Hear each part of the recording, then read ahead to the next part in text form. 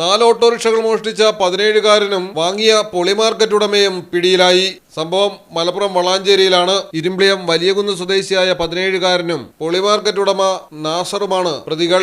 5000 മുതൽ 10000 രൂപയ്ക്ക് വരെയാണ് മോഷ്ടിച്ച ഓട്ടോകൾ 17കാരന്റെ കയ്യിൽ നിന്ന് നാസർ വാങ്ങിയിരുന്നത്.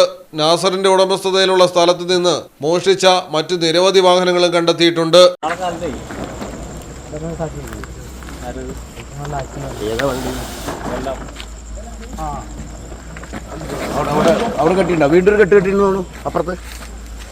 മലപ്പുറം ജില്ലയുടെ വിവിധ ഭാഗങ്ങളിൽ നിന്നാണ് 4 ഓട്ടോറിക്ഷകൾ മോഷ്ടിച്ച് പ്രതി നാസറിന്റെ കൈവശം കൊടുത്തത്.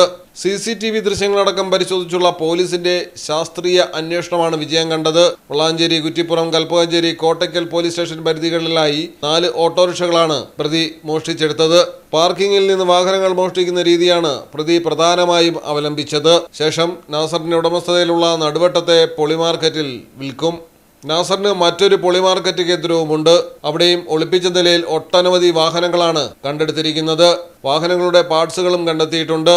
SI Nirmal, Santhosh Kumar, Sasikumar, ASI Aneesh Chacko, SCPO, CPOമാർ തുടങ്ങിയവർ ചേർന്നാണ് മോഷണാന്വേഷണം നടത്തിയത്. മലയാളം ടെലിവിഷൻ, മലപ്പുറം.